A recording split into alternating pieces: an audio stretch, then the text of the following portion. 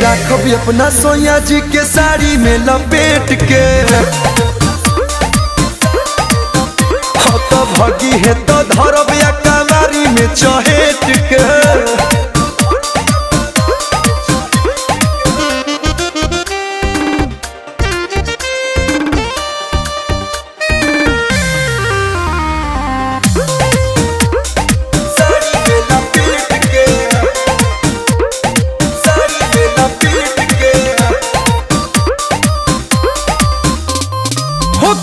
तू खाली मोर पिया हवाई साथी खल खल के साड़ी झमकाई लिपस्टिक मारी के सोया सोझे जाइब।